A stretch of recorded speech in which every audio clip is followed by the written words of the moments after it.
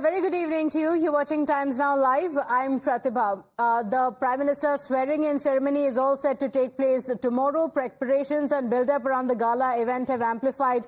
Modi would be swearing in as the Prime Minister tomorrow at around 7:15 p.m. for the third consecutive time. Following the Neighbourhood First policy, 7 leaders from the neighbouring countries have been invited for the event. इन 10 साल के कार्यकाल के दरमियान भारत की वैश्विक जो छवि बनी है, दुनिया के लिए एक विश्व बंधु के रूप में भारत उभरा है, इसका मैक्सिमम एडवांटेज अब शुरू हो रहा है। और मुझे पक्का विश्वास है ये 5 वर्ष वैश्विक परिवेश में भी भारत के लिए बहुत उपयोगी होने वाले हैं।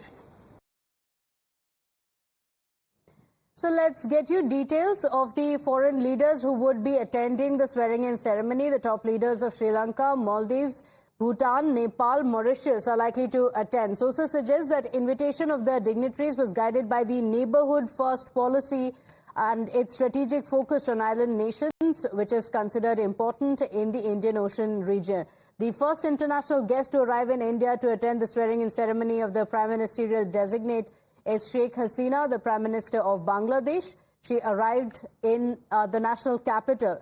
Next, the Vice President of Seychelles, Ahmed Afif, has also arrived. The BJP has made special arrangements for the swearing-in ceremony, and sources say that over 200 people from Ayodhya as well as Kashi have also been invited for the event. The BJP state presidents have also been instructed to celebrate the Prime Minister's swearing-in ceremony across the offices of the party. The national capital has also turned into a fortress, with the police officials beefing up security.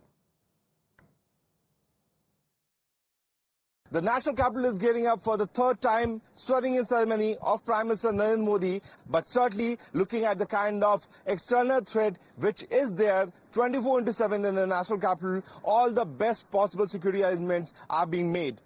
On Friday, the Commissioner of Police, Sanjay Arora, himself visited the President House, and he has also taken stock of the security situation. The Delhi Police has already come up with the advisory that no drones, micro-light aircraft, balloons, nothing, no flying objects, no drones will be allowed to fly over this area, because 7 foreign dignitaries, Prime Minister, Vice President of the country, as well as the President herself will be there for this gala event, where more than 8,000 people are expected to attend this event. At this moment, what we have got to know that the chairs have been placed, the security arrangement has been done, and the Delhi police has also done the security arrangement of the outer periphery of this area. There will be 7 dignitaries who will be coming here, and for each dignitary, the route map has been decided. Now, as preparations are underway in the NDA camp for Modi's third swearing-in ceremony, the discussions for the portfolio distributions are also going on. A lot of rumors doing the rounds on the number of portfolios that the NDA allies will get. Times Now has accessed these details of Bihar as well as Maharashtra and how that's going to play out. Now, let's tell you about Bihar first. The BJP has reportedly agreed to all the demands of the JDU. Sources say that there would be 3 ministries each being given to the Bihar BJP unit and the JDU each. The Lok Jan Shakti Party and Hindustani Awam Morcha will also get 1 representation each in the cabinet. Meanwhile, in Maharashtra, the union ministers Piyush Goyal and Nitin Gadkari are going to be retained in the Modi 3.0 cabinet as well. The MP Narayan Rane is likely to get a cabinet berth. Similar being the case with Eknath Shinde's Shiv Sena as well, who have already demanded 1 cabinet berth as well as 1 MOS. Sources say that Ajit Pawar's party will also get a cabinet berth. Now let's speak about Uttar Pradesh. Sources say that Rajnath Singh is going to continue. RLD Chief Jayant Chaudhary would get a cabinet representation with Anupriya Patel and Jitin Prasada as well. Now let's get you details of the NDA probables who are going to be inducted. The JDU Sanjay Jha as well as Lalan Singh and Ramnath Thakur are likely to be inducted. In Madhya Pradesh, the MP Chief Minister, the former MP Chief Minister Shivraj Singh Chauhan as well as Jyotiraditya Scindia are likely to be in the cabinet. In Andhra, The TDP's Ram Mohan Naidu is expected to be in the cabinet, whereas the Karnataka JDS party chief H.D. Kumaraswamy is also going to be included. In Telangana, Kishan Reddy, who was a union minister in the previous cabinet as well, is likely to continue. D.K. Aruna is also likely to be inducted. In Haryana, where the BJP lost out on some of the seats as well, the BJP MP Inderjeet Singh is also in the list of probables.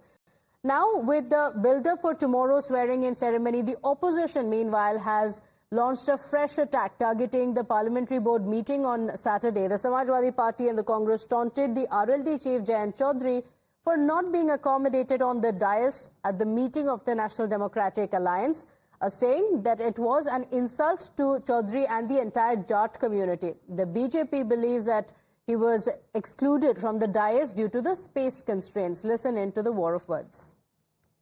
वो इतना बड़ा विषय नहीं है यार, जितना बड़ा विपक्ष ने उसको मुद्दा, विपक्ष को थोड़ा ब्रॉड माइंडेड रहना चाहिए। ये इतना बड़ा विषय नहीं है, उसको गलत तरीके से उठा रहे हो।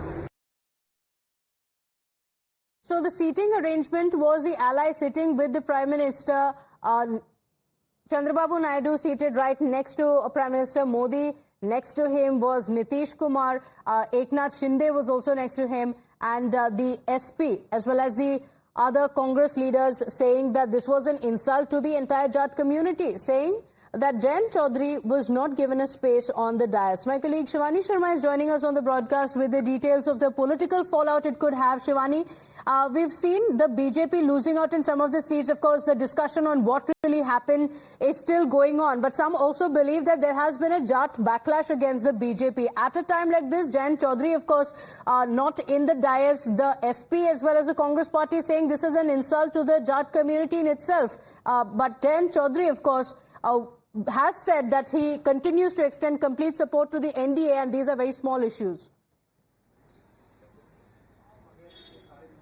See, these kind of controversies and these statements are coming in from the opposition since the results were declared, and Jayant Chaudhary has clearly come out and he has said that there's no controversy and he is rendering all his support to the NDA, because, you know, this had started way back before the elections too, speculations and statements, controversies that were being peddled by the opposition parties, and now when the oath-taking ceremony is all set to be done tomorrow in a grand and historic manner, these kind of speculations are again being made by the opposition parties, but clarity is again and again being circulated by Jayant Chaudhary and all the other parties of the NDA allies that proper arrangements are being done. There is no confusion, there is no any kind of issue between the partners of the NDA, and the preparations for the oath-taking ceremony are going on in a grand way. Okay, all right. Shivani, thank you for joining us with those details. So there's no controversy with the seating arrangement. These are small issues that are being blown out of proportion. That's a claim that has been made. Meanwhile, shifting our attention now, the MEA has shared a video of the foreign dignitaries who have arrived for the swearing-in ceremony. Take a look.